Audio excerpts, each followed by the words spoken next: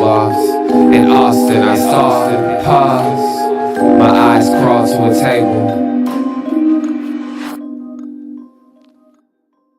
Paralyzed by pairwise dice, then attend to this heaven slice of an angel wrapped in skin. Roll dice and woes of life. Love deprived, look at her vibe. What's the meaning of life? One subjective paradise. Crystal chandeliers, moments reflected. Often mirrors appear clear, graded from ear to ear. Craving and raiment and grain, rekindle the flame. Closer she draws near. Stay there, remove your underwear, shove it somewhere over there. In paradise, in paradise. We know our purpose. In paradise, in paradise. We know what our worth is. In paradise, in paradise. We manifest dreams. In paradise, truth is what you can see. Boom. Yes, it is. The truth is what you can see. Hello, everybody, and welcome to this edition of the Unpopular Hour. Of course, I'm your host, Matt Clark, and it is Wednesday. Why is my deal not working here? I don't know what it is. I'm having issues today. I don't know what it is. I was trying to watch the par 3 earlier today. The Masters, of course, starts tomorrow. And so I was watching the par 3 today, this morning, and then I looked up. I was like, oh, shit, it's almost it's after 2 o'clock, so I better get on the show and get everything going. Couple things. Number one, I'm gonna gripe here for a little bit.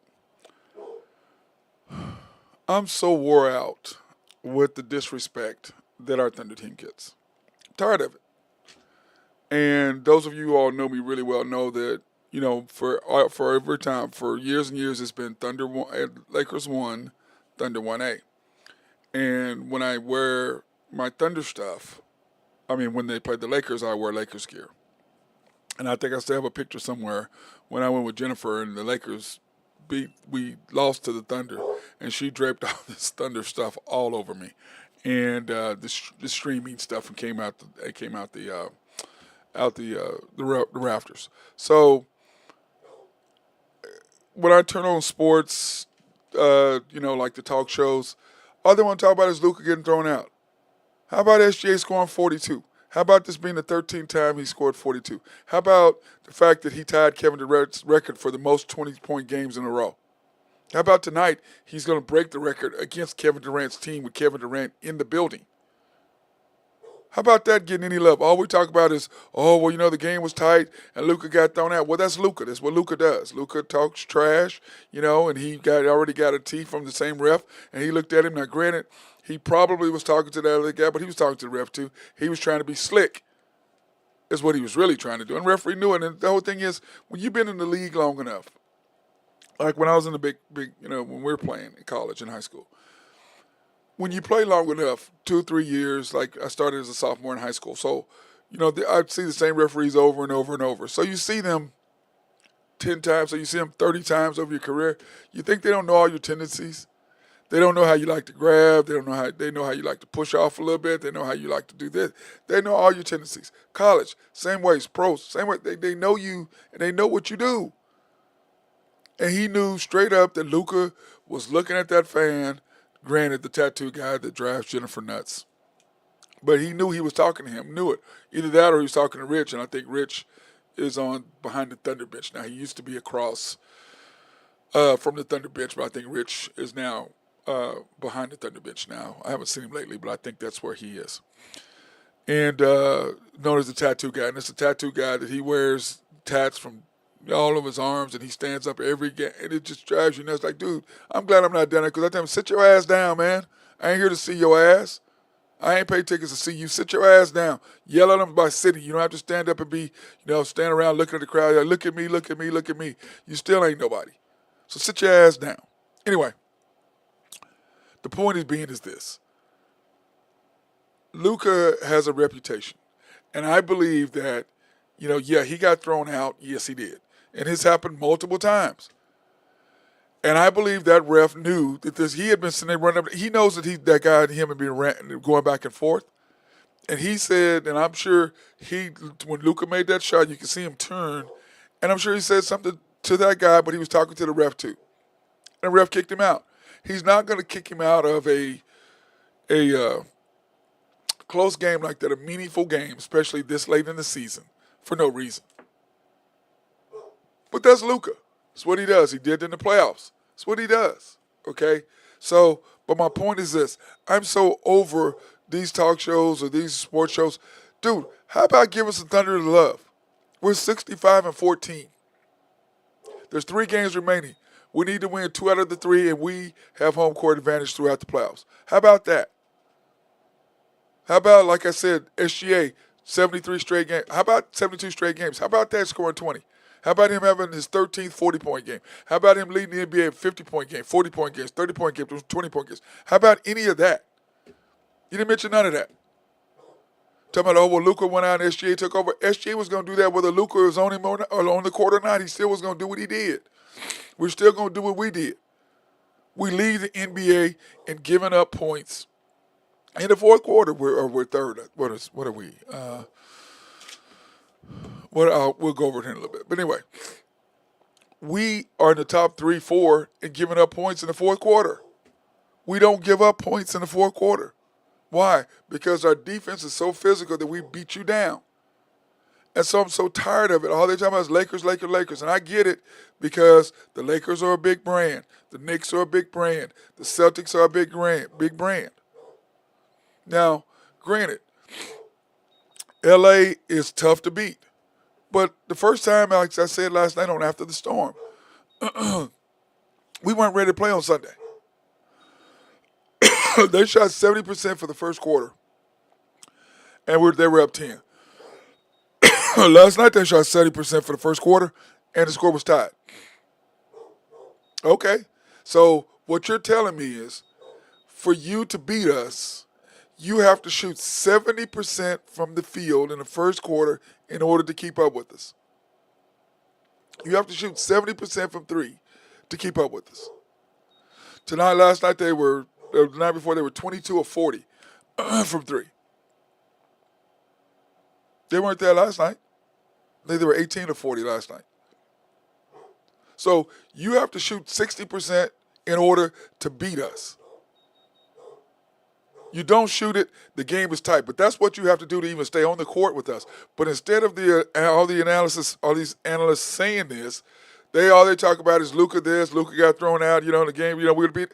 What makes you think we would have lost? What makes you think at the end of the game, whether Luka was in there or not, that SGA wasn't going to do what he was going to do? What makes you think that we're not going to stop them like we do every other team in the fourth quarter? What makes you think he's going to continue to do what he does against us in the fourth quarter? And also the reason we shut him down. We shut LeBron down. Well, LeBron tried to score a little bit, but they only had 2 ball handlers. We got 1. So it wears me out that we don't get the love from the media nationally. We ain't some scrubs. We done beat people. And like I said, I was Lakers 1, Thunder 1A. And people will tell you, every Laker game up until this year, I've worn Laker colors, except this year. When LeBron leaves, I'll wear my Laker stuff again. I can't deal with him.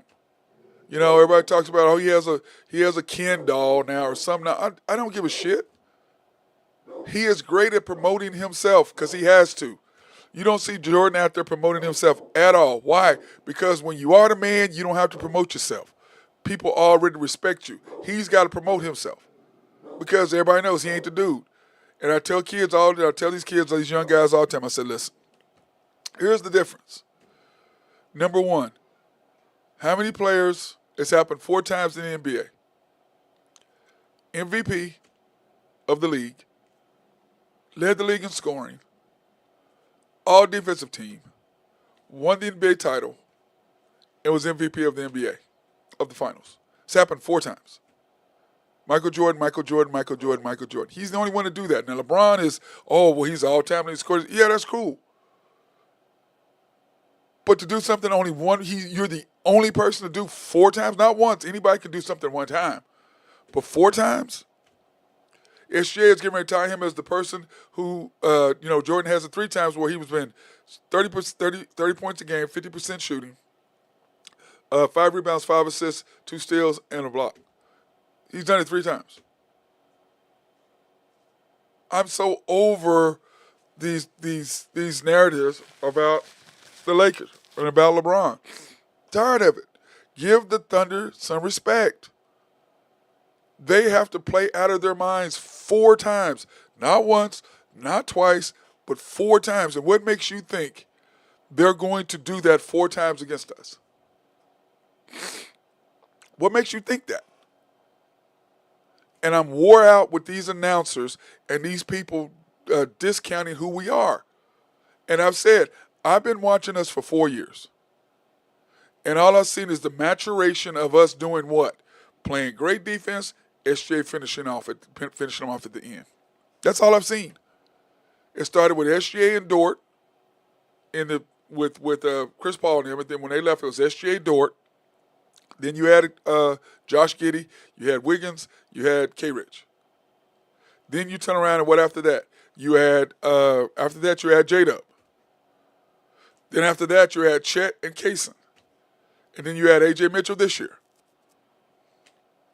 And Topic, which we'll get him next year. And then this year you guys added iHeart and Caruso. Because what were we missing 3 years ago? We needed outside shooting, we needed perimeter defense, and we needed inside presence. And with the addition of iHeart and Caruso, what have we done? Last year we improved our outside shooting. Last year we improved our perimeter defense. Our inside presence killed us in the playoffs. This year it was evident iHeart in the middle last night, dominating, blocking shots. Huge block against Dalton Connect on a dunk. Huge block against LeBron at the end of the game. And I'm saying, guys, stop it. And I know you want to promote LA, and I get all that. But don't throw us and act like we ain't done nothing, like we a bunch of trash. Thunder can play. And then on top of that, how about somebody giving SGA the love? Why? Because they're too busy worrying about Luka and what he's doing. He's a crybaby. He's a crybaby. And he always has been a crybaby. But now when he plays on your team, you still love him, but you know he's a crybaby. And if you're a basketball, it drives you nuts. It does. With that being said, would the game have been closer? Maybe, maybe not. Don't know. But I can tell you, it would have been physical. I can tell you that the Lakers have to play out of their ass in order to keep up with us. And you think they're going to do that 4 times in the playoffs, after round 1, after round 2, then in the finals, after going through the gauntlet they're going to have to go through. You think they're going to be there? Bullshit. Hey, Burgess, how you doing? I think we are one player on the bench away from getting the title. Well, we talked about that. We talked about Cam Johnson was the answer. And we talked about that, Burgess. Remember, we talked about that early in the year right before the trade deadline. And we talked about that on After the Storm and this show as well. Cam Johnson was the answer to take us over the hoop, over the hump. We still can get there, I do believe that. But it's going to be harder. And Cam Johnson would have made the difference. But, once again, I'm not giving up Topic. Like last year, I talked to somebody at the trade deadline, Laurie Marketing, and we were at the Thunder game. People were like, well, we had to trade for Marketing. I said, I'm not giving up Casey Wallace. Not for Marketing. I'm not giving up Topic for Cam. Not doing it. I love Cam. And our odds would have went through the roof if Cam Johnson's there. Why? Because he's 6'9", 6'10", and he does what Wiggins does, he does what Dort does, and he does what K. Rich does. So you don't have to put Wiggins or K. Rich out there. You got a 6'9" guy who can knock down threes more consistently than either one of them, and they're 6'9", not 6'7", 6'6". Makes a difference. It makes a difference. So to me, that's what I'm saying, Burgess. But it's just that's the guy we need, and I think in the draft, Sam Preston will go get somebody. Because there's the guy from Florida. I like him. There's a couple other guys that I really like that we can go get. But that being said, it's the guy at Auburn. I can't think of his name, number 4. Could be the runner-up player of the year behind Cooper Flagg. Now, if somehow or another we got Cooper Flagg, then it's over. It's over. SGA, J-Dub, Dort, Cooper Flagg, Chet, iHeart, Caruso, Kaysen. You can throw in Wiggins. You can throw in Joe. You can throw in K. Rich. You can throw in J Will, whatever. Oh, Topic. I forgot Topic. So I'm sorry. Let me get that back. SGA, J Dub, Dort, uh, Cooper, Chet, Topic, iHeart, Kaysen, Caruso. That's 9. You 9 deep. And then you still got Wiggins and you still got K Rich sitting over there. You still got J Will sitting there. It's over. But people don't understand. Like we talked about this, Burgess. You have a 5-year window to make stuff happen. We're in year 2. Sam Presti made the adjustments by adding Caruso and iHeart to shore up the inside presence. Yeah, I like the floor. I can't think of his name. That he's left-handed. He's a beast. I like him a lot too. I don't know if he can really shoot the 3 though. That's my problem. So you got to in our offense, you have to be able to stretch the floor. So I don't know. Broom. That's his name. Broom. So I don't know if he can stretch the floor there, Burgess. But that being said, I'm tired of the disrespect that we're getting. And I hope these players are sitting there listening to and understanding the disrespect we're getting. Come on, let's go. Let's go. Let's show these people. So, that being said, let's talk some more about the game last night. Thunder won 136-120. What a great game it was, going back and forth. Loved what I saw from our team, what we did. Like I said, the Lakers were 22 of 40 when they blowed us out. When they blew us out. Blowed us. They blew us out. The hell's wrong with my English? Blew us out on Sunday. But like I said, we weren't ready to play. Coaches didn't have us ready. The players weren't ready. We weren't ready for that game. 100%. No way.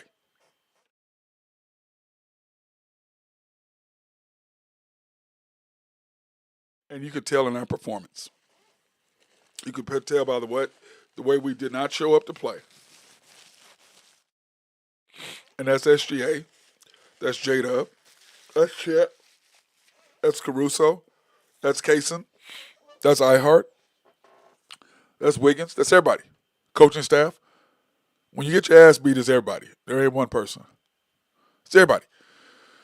Thunder 18 for 36. Once again, we shot the ball well. And, like I said, what did it start with? SGA came right out from the bat and scored. And like I said before, many times on this show, when he comes out and he starts scoring, it releases and relaxes everybody. Okay, he's got us tonight. So no matter what the coaching staff thinks and no matter whatever, when he starts knocking down shots, immediately it relaxes our team. Burgess, I love the strategy of picking up LeBron at half court. Yeah, because that's what they do to us. What's everybody do? Pick SJ up right from the beginning, pick him up full court. They pick him up full court. And he just laughs and runs on down the court. They did the same thing to Luka, did the same thing to LeBron. 50% shooting for us, 46 for them. 45 rebounds to 44, so they out-rebounded us by 1. And then Pips, points in the paint, 56-32. They had 19 turnovers. 19 turnovers. And that's the thing that separates us from everybody else because we turn the opposing teams over. And what do I say about turnovers? Turnovers do what?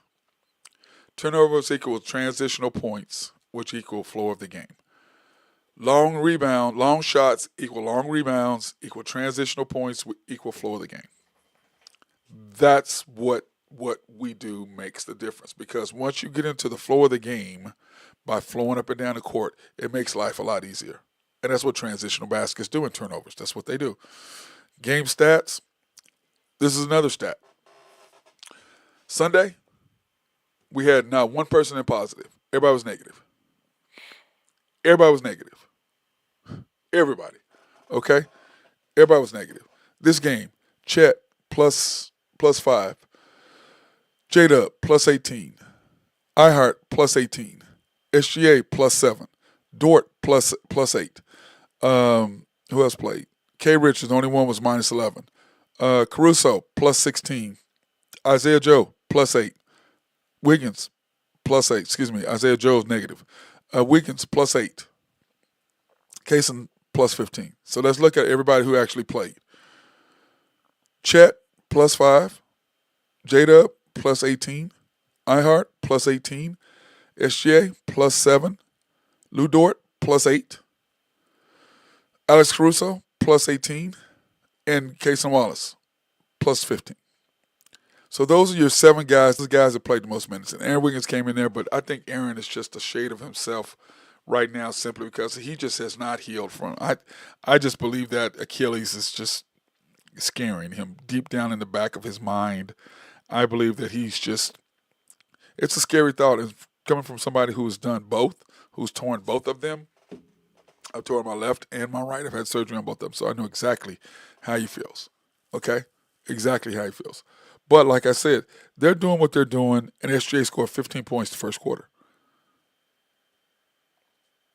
He had 15 points the first quarter. And all I'm saying is, guys, when he's rolling, we're 43-43. They still shot what they shot. They talk about free throws and all this nonsense about SGA. They shot 17 more free throws than we did. 37-20, and still got beat. 17 more free throws than we do. The number 1 driving team in the league, number 1 driving player, they shot more free throws than we did. So X me on that. You missed me on that. Second quarter, it's J-Dub, Cason, Caruso, Wiggins, and Chet. I'm sorry, there's no ball handler. There's no ball handler in that group. NBA and NBSPN drop staff has Thunder linked to the forward out of Michigan. I like him too, but let's face it, we haven't picked one person that Sam Presti's picked. So I ain't trying to. I'm not trying to do that. I wasn't a Chet fan. I was a Jamari Smith fan over Chet, and I was wrong about that. And Chet is our guy, and I have admitted that I was wrong about that. Other than that, I didn't see J-Dub. I like Cason, so I'm not, the guys that I wanted McDaniel. We traded him. We didn't want him. Can you imagine if we had him right now on our team? What that would mean? Talking about the McDaniel that plays for, I think it's Antonio McDaniel from Minnesota. We drafted him. Think what he looked like if we had a 6'9" guy with long arms, 6'8", long arms, what would that mean for us defensively? So that's part of it. But anyway, back to this. Thunder D was in full effect. Full effect. When you bring SGA back on the floor, it's 64-37. 64-57. And my problem with this guy, once again, is, and I was talking about this last night, and Burgess, I was arguing with Hotspot Casino last night about bringing J-Dub and SGA back in the game. And I'm like, listen, at the 6-minute mark, there's an automatic timeout. But what Dagnall does is because he's a minutes manager and he wants J-Dub's minutes to be better, soon as that timeout is over and the ball is thrown in, he pulls SGA off the bench. Now, he put iHeart in the game. And to me, it's like, why wouldn't you just put SGA in the game? What are you waiting for? He could sit there for a minute or 2 minutes or 3 minutes, and then if he's sitting there for very long, your ass got to call timeout. Now you're wasting a timeout that we may need later. Why do you do that? Because that's who he is. And I'm telling you all right now, he is going to get us beat. Dude, at the 6-minute 57 mark or 47 or 11 or whatever the time is, when that timeout comes, just bring SJ off the bench. Put J-Dub back on the bench. Just do it. It's going to cost us, and teams know that. They know he does that. And in 50-50 games, it's going to cost us. I'm warning everyone right now, if he continues to do that, he's going to cost us a game. I don't understand the rationale behind it other than he's the minutes manager guy. And I said, he's managing minutes, and Mark Long called him 2 minutes too long. He named him that 4 years ago, or 3.5, almost 4 years ago. 2 minutes too long is what Mark Long named him. 2 minutes too long. Because that's who he is. He's a minutes guy, and that's fine. But if you're managing minutes instead of managing the flow of the game and understanding lineups, those don't go together. It ain't about minutes. It's about what the flow is. Okay, boom, let me do this. Why are you not bringing SGA, the MVP, one of the best players in the league, three-time first-team All-NBA, and you're sitting him for minutes because you want to play a guy who ain't even in the top 25, top 30, the same amount of minutes as him? What the hell is wrong with you? Oh, that's right. You're a developer of talent, and you're going to develop J-Dub. J-Dub ain't SGA. If you're doing this Thunder and Sam Presti, you're gonna make the same damn mistake you made with Russell Westbrook with Kevin Durant, and you're making the same damn mistake with J-Dub and SGA. Same damn mistake. What's the old adage? First time, shame on you. Second time, shame on me. And that was it. So now you're gonna do it twice. Shame on you. Shame on you. I don't get it. Burgess, more than aware on the Dagnall take. I know you are. I'm sorry, but it's just frustrating to me, and you know that, Burgess. You know that. It's going to cost us a game. He has got to get away from that shit. He's just got to.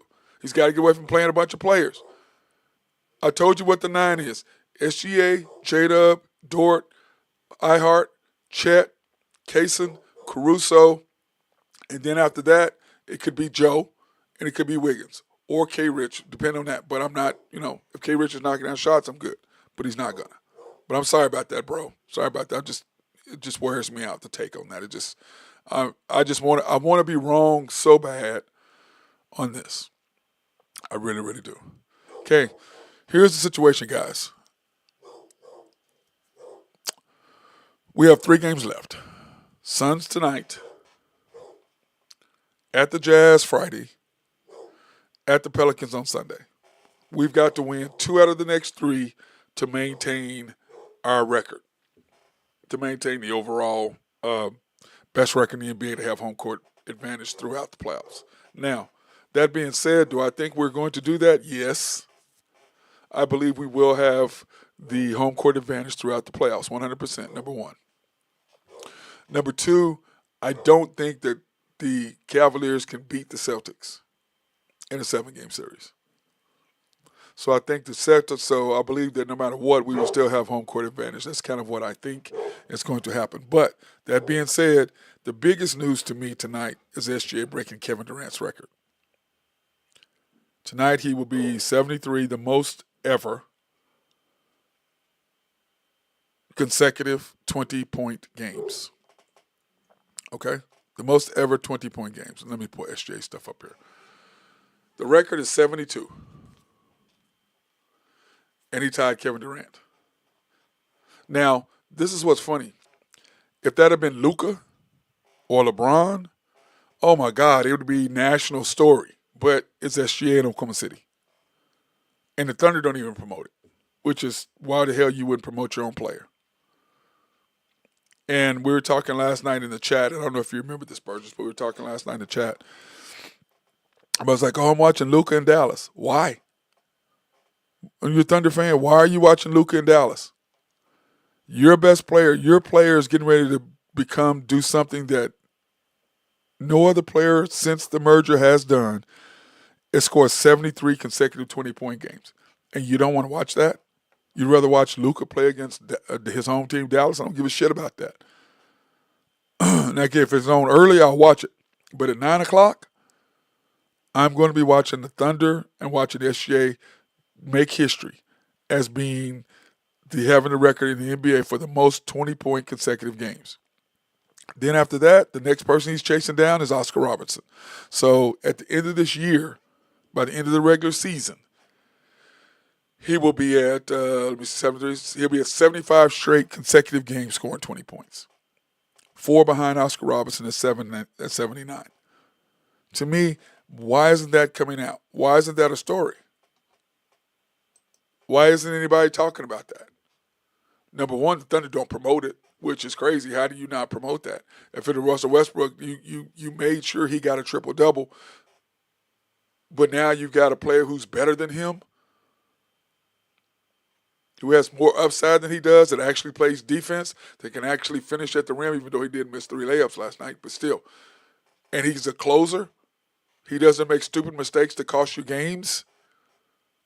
Occasionally he's going to miss a shot to, take a bad shot. Of course, everybody does that. But what I'm saying, he's not going to shoot the ball in the crack and then come down and foul a guy on a 3-point shot and lose the game for you. And since then, they have not recovered. Talk about the Denver Nuggets. So, to me, that's a huge story that how is the NBA not promoting that? How are the Thunder not promoting that? We are on our show. We're here today. We're promoted on our After the Storm OKC Thunder postgame show. We promoted on that. I'm like, the Thunder, how the hell are you not promoting that? You're getting a guy, you got a guy who broke a record set by one of your former players, your best player in history. The best player in history of the Oklahoma City Thunder is Kevin Durant, without question. Not even close. Not even close. Best player in the history of Oklahoma City Thunder is Kevin Durant. There's no question about that. It's not even up for discussion. And if you think it's something, if you think it's Russell Westbrook, don't call me, don't talk to me because you're a fucking idiot. You have no knowledge about basketball whatsoever. If you think Russell Westbrook is better than Kevin Durant, you're an idiot. You should go back to watching football or tennis or golf or something because you know nothing about basketball. Zero. So to me, why aren't the Thunder promoting that? Because if the Thunder promoting it, the NBA would be promoting it, but they're not. And we're not big enough here on my show to promote that at all. But to me, that's a big deal. He's getting ready to be the number one, have the number one record for something in the NBA history. 73 consecutive 20-point games. How is that not something you promote? How is that not something that's even knowledgeable? How now granted, after he beats Oscar Robertson at 79, then he's got Wilt at 96. Wilt at 124. That's insane.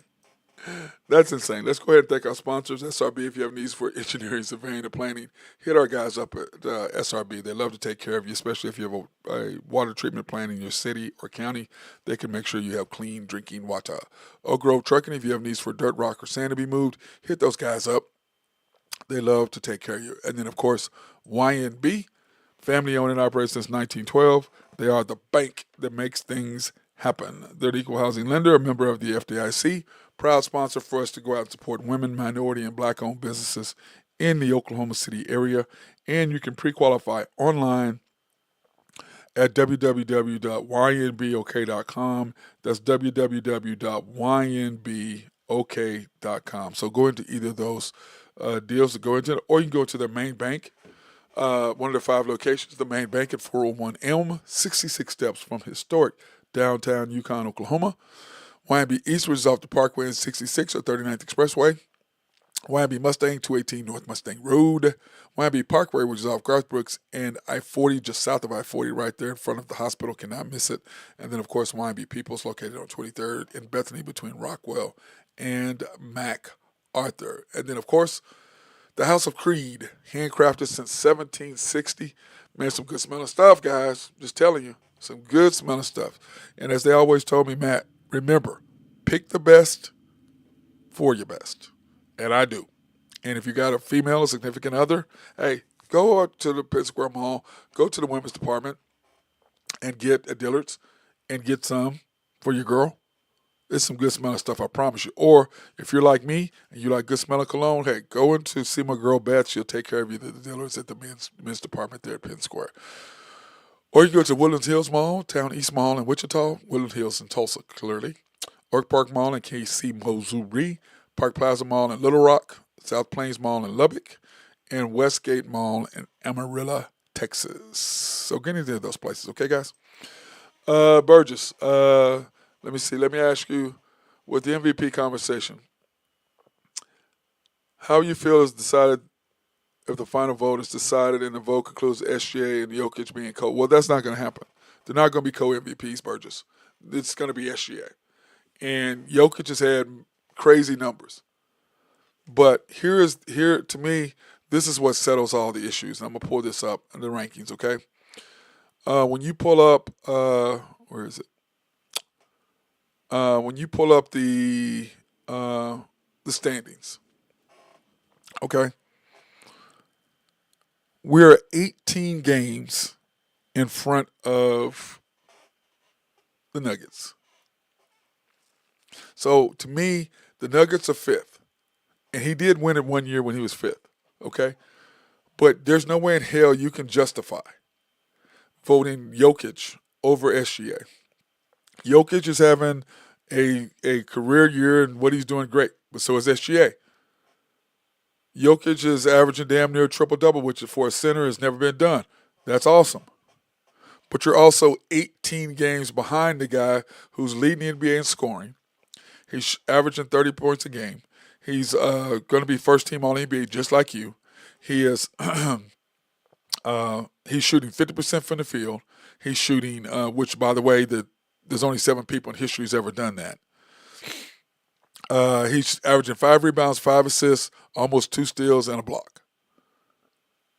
Now, granted, Jokic is doing something nobody else has done, and that's finishing the top 5 in 3 different categories. That's incredible. I agree. But bro, we're 3-1 against you. Okay? 3-1 against you, and you're 18 games back. So to me, it's hard to give Jokic the MVP. Okay? Because this is how I break it down. His first year, he won it. Okay? This is how I'm breaking it down, Burgess. To me, the first year Jokic won it, Giannis should have won his 3rd in a row. But they're not big on that. Okay? The second year he won it, he should not have won it because that was the year to me that that he was 4th or 5th. They were 4th or 5th in the deal, and that's the year that Embiid, because they were 1st or 2nd in the East, and got beat by Kawhi Leonard's shot or whatever. So Jokic's second year, no, that should have been Embiid. So he shouldn't have any at this point. The 3rd year that Embiid won it, which would have been Jokic's 3rd year in a row, they did the same thing they did to Giannis. They said no. So Embiid got it that year. No, that year was Jokic. So it should have been in his deals. The first one, no, that should have been Giannis' 3rd in a row. The second year, no, that should have been Embiid's. His the 3rd year, no, that should have been his. Okay, that should have been his. Then last year that he won it, it had SGA, and I've said this before, Burgess. SGA had played against the Cavaliers, against the Celtics, against the 76ers, and against the Pacers, those 3 games in a row that they had. Remember, Oklahoma City was not on TV hardly at all last year. So if SGA had been on all 3 of those deals during that run, I believe SGA would have won the MVP, but nobody saw his play. And he was killing them. And this year he's having a better year than he had last year, but the difference is we've been on TV, 21 times? So everybody sees what he did. Plus we got into the cup. So now people are familiar that what we've been seeing, they've already seen. So to me, Jokic, yeah, I mean, he's a great player. A great player, 100%. But to me, he should have won. He should have won. And then last year, like I said, no, and no. But he did deserve it. He won it. And then SGA, sorry, he ain't getting it this year. Trust me, I am FCA supportive league. Let me see. Rumors about the league is that co-MVP conversation has been trending. Also, what you're stating with the voters is that SJ should have got it last year. Yes, but that's what I'm saying is, but Burgess, you're correct. But this is the thing: they're not gonna give out co-MVPs because to me, that is one of those things where you have a certain group of people who are promoting Jokic. But any player that's a player that played, all of them are including me, we're all like, SGA. Jokic is a beast. But this year, what SGA is doing is historic as well. And he's doing it on a team that is 3-1 against you, number one. Number two, 18 games ahead of you in the rankings. And number three, I'm sorry, he should have won it last year too. So I get what you're saying. But they have been a year behind on the MVP candidates and trying to make up for the previous year. So co-MVPs are saying, well, reset the MVP. No, it's not. It's not going to reset no MVP voting. You have a certain group of people that want Jokic to be the MVP again, to say he's the greatest center of all time. No, he's not. No, he's not. He is a transcendent guy by what he does. Okay? 100%. But Sabonis for the Kings, his dad, had he not stayed in Russia and played for the USSR for so long, had he came back and he played, he was a monster. He was Jokic, but bigger and more athletic. But by the time he got here, he was older. But the big Sabonis, Daddy Sabonis, dude, y'all aren't young enough to know how good he is, how good he was. So what I'm saying is, I get what you're saying, Burgess, but for people to take away SGA as the MVP, the outcries would be outrageous. They would be outrageous. But you have a certain group of people that are trying to give Jokic his fourth MVP and say all this. The hell with all that. Ain't no players saying that, okay? No. No, Burgess, I hear all the rumor talks. 100%, I agree with you. And you also heard about Sabonis Senior. Dude, I'm just going to tell you. He was unbelievable. He still was killing people, and he had bad knees, and he was struggling, but he was unbelievable. But that being said, 100% I'm giving Jokic his props. 100%. He is the first, they call it a point center, which Scottie Pippen was the first point forward. So, yes, I'm giving him his flowers on that, 100%. But this year, it's a travesty if you're a voter and you don't vote SGA. I hear these guys, and every single one of these guys who are talking about Jokic voting, not one of them play basketball. Not one. They're caught up in all the analytics. The hell with all that. As you can ask any player on any podcast or whatever, they all go, man, yeah, he's a beast, but damn, SGA. Because they all know what it's like. They know. But for SGA to do what he's doing as a guard, and what he's doing is crazy. As a guard, most 50-point games, most 40-point games, most 30-point games, most 20-point games. And he's getting ready to do something that he's going to be number one in, consecutive 20-point games in a row, that he's breaking Kevin Durant, former Thunder player's record. Now, he did it with the Thunder and Golden State. But he's going to break his record? Come on, man. And we beat him 3 out of 4 times. And what? Now, Jokic, like I said, 100%, 60% of the voters are non-NBA players. I agree. It's a joke. And I've always said this. Here's my problem with non-sports players voting on athletes, MVPs, and Hall of Fame. Terrell Owens, this is my perfect example. I'm not a T.O. fan. Okay, I'm not of him off the field of play. Okay, I'm just not. But first ballot Hall of Fame, yes. The guy that voted, the one guy who didn't give Derek Jeter, one guy didn't vote him in the first ballot Hall of Fame. To me, people like that, your ass shouldn't have a vote. And our players, we bitch about that all the time. We're like, who the hell are you? You didn't play. Who the hell are you to judge me? Shut the F up. That's my problem, Burgess, with this whole conversation. You got guys out there who have votes. I hear them talking about, oh, yeah, I have a vote. Dude, you don't need to have a vote. You're running your damn mouth. You ain't never went out there and got your ass busted. You don't know what it's like to guard somebody who you can't stop. You have to give people their flowers. As a player, there's guys I don't like that I played against, but I'm giving them their flowers. I might like him personally, but yeah, he can play. And that's all I'm saying. That's my point with this whole conversation, Burgess, is that I get what these guys are saying. But you're trash if you vote Jokic over SGA, just like you're trash that you voted him a few years ago. How do you give Embiid him the vote over Embiid? Embiid, they were first and second in the East, killing him, and then this team's fourth or fifth in the West, and you give it to him?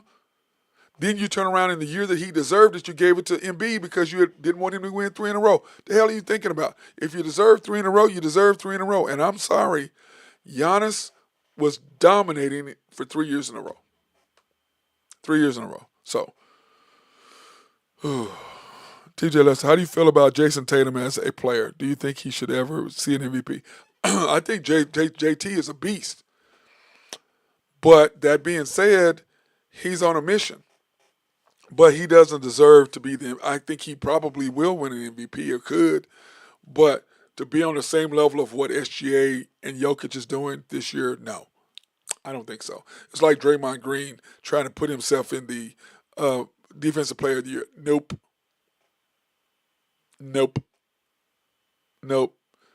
Dyson Daniels from the Hawks or Mobley. Those are your 2 Defensive Players of the Year. Not Draymond. And these guys try to insert themselves and brag. Dude, if you've got to brag on yourself to get yourself something, you ain't it. That's what I'm saying about LeBron. If you got to brag on yourself, it ain't it. So now let's go back and look at the playoffs before we get up out of here, okay? Here are the standings right now, which is to me, it's just, this is crazy. In the West, the Lakers are pretty much, they just got to win 2 out of the next 3, which they will. The Clippers are sitting right there, 1 game behind. The Nuggets, the Warriors, Grizzlies, and T-Wolves. T-Wolves are sitting in 8th. And here's the crazy part. The Lakers own the tiebreaker against the Clippers, against the Nuggets, against the Warriors, against the Grizzlies, and against the T-Wolves. So the Lakers are sitting there at 3rd, okay? They're sitting there at 3rd. And that's why I'm sitting there looking at this going, oh my God, that's why that meltdown by the T-Wolves was crazy last night. Because if they win that, then they're going to be sitting in the 4th seed and they'll be the 4th place team. And we would see them in the finals. So that's kind of how I look at this. I mean, it's just a logjam. Now, the T-Wolves have the easiest schedule. They're going to win too, so they're going to end up being 49-33 probably. Or excuse me, 48-33 is what they're going to probably end up being at the end.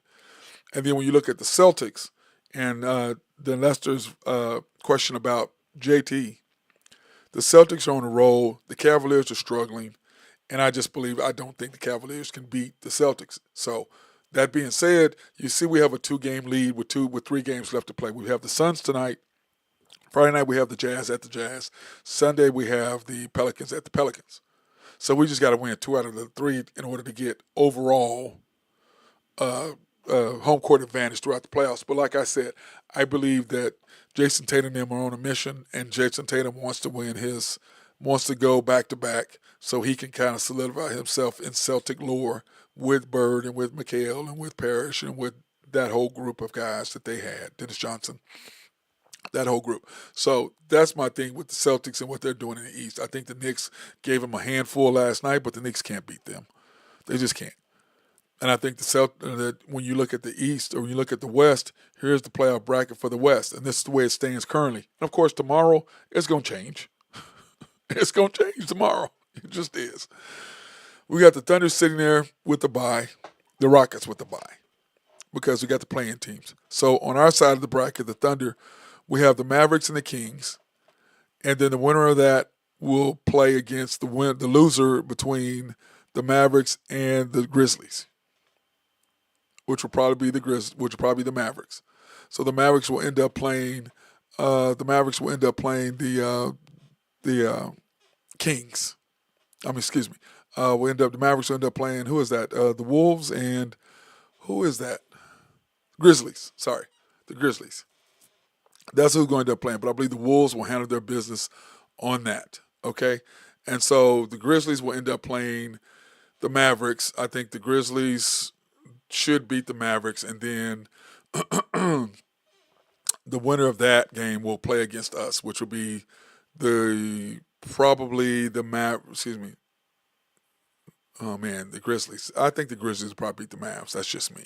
And then they play us, which would be fantastic for us. Then you got the Nuggets against the Clippers. That's going to be a knockdown, drag out. I believe the Clippers, the way that the Clippers are playing right now, the Clippers should beat them. Then we turn around and then we play the winner of that game, which will probably be the Clippers, so we'd have the Clippers. Now, on the other side of the bracket, it's perfect for the Thunder because you've got the Lakers and the Warriors, you've got the Rockets and the T-Wolves, all on the same side of the bracket. So they're going to beat the hell out of each other. So the only thing we really got to deal with is the Clippers and the Nuggets. Now, if the Grizzlies beat the T-Wolves, then the T-Wolves will be on our side of the bracket, which they'd end up playing us in the first round, and I don't think they want that. So they'd rather play the Rockets, and I think that'd be a hell of a series. Okay? So that's kind of how that's going to break down for the thing. Let me see. At win tonight, we'll see Thunder #1 overall record. No, we have to win 2, Burgess, because as I saw you the record, we're 2 games ahead of them, and there's 3 games left to play. So if we tie them, they have the overall #1 seed. So that's kind of how that works. We got to win 2 out of 3, Burgess, because they have the tiebreaker over the Thunder. The the Cavaliers have the tiebreaker over the Thunder in as far as that's concerned. So we have to win 2 out of our next 3. So we need to win tonight against the Suns, and then probably, to me, go ahead and beat the Jazz on Friday. Rest everybody on Sunday because it won't matter unless Cleveland loses. If Cleveland loses, that's a completely different story. But we have to win 2 out of our next 3 in order to seal the overall #1 seed. Then we rest everybody Sunday. Then we don't have another game until Saturday at home against, like I said, one of these 4 teams is who we will play next Saturday in Oklahoma City on a Saturday night, which I hate Saturday games for whatever reason. I don't know. It's something about Saturday games. I don't know. I don't like Saturday games. So, and then you look at the East. The Cavaliers are sitting there, and you've got the Bulls against the Heat. And the Heat are playing really good, and so are the Bulls. But the Bulls are playing better than the Heat lately. Then you've got the Hawks and who is that? The Orlando Magic. I think the Magic will win that game. So the Magic will actually sit there and they will go ahead and play the winner or the loser between the Heat and the Bulls, which I think would be the Heat. And then I think the Magic will beat the Heat. That's kind of how I look at it, okay? That's kind of how I look at it. That's what I think, how it will work out. But that's just me. I don't know. Maybe not, but that's kind of how I think it's going to be. And I think the winner of that game will automatically go play 8. And then you have the winner of the winner of the Hawks and the Pacers. The Pacers will go play the Celtics. And then the other side, that's who's going to do that. So that's kind of how I look at it on who would beat who. So we'll see. Then after that, so you have the Cavaliers against the Bulls, okay, because I believe the Bulls would beat the Hawks. Then you'd have the Pacers and the Milwaukee Bucks, which I don't think home court advantage. In 4-5, home court advantage to me doesn't mean a whole lot simply because every team at that point, they're so evenly matched. I don't think it really matters that much. The Knicks and the Pistons, that's going to be a hellacious series because Cade is really playing really, really well with them. And by the way, I think he should be first team All-NBA. I just think he should. I think he's playing well. I think he should be in there with the SGA as first team All-NBA along with Jokic, Giannis, and Jason Tatum. That's my 5 for NBA All-NBA team, first team All-NBA. And then, of course, the Celtics would then again play the Pacers after that. That's kind of how I look at it on how everything is broken out. Let me see. The commander, Randy Wright, says that the Pistons will beat the Knicks because of Lindy Waters. I love how you did, Randy. I love how you did had Alex post on the deal last night about Lindy Waters. I knew that was you. So, but anyway, it's going to be a tight race. Everything is going crazy right now. But when you look at it, I'm just tired of the overall disrespect that we are receiving right now. But I do believe that we're going to handle our business. That's just me. Okay? And I think you guys believe the same thing. But anyway, it's going to be a tough win tonight. And Burgess, remember, we have 3 games left. We have to win tonight. And then, like I said, beat the Jazz on Friday. Then we rest everybody on Sunday. And then we get ready for the following Saturday against whomever that team is.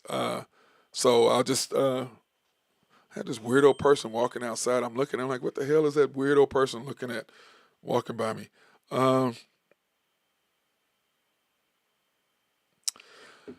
You know what, John Warren, why are you on Randy's side, bro?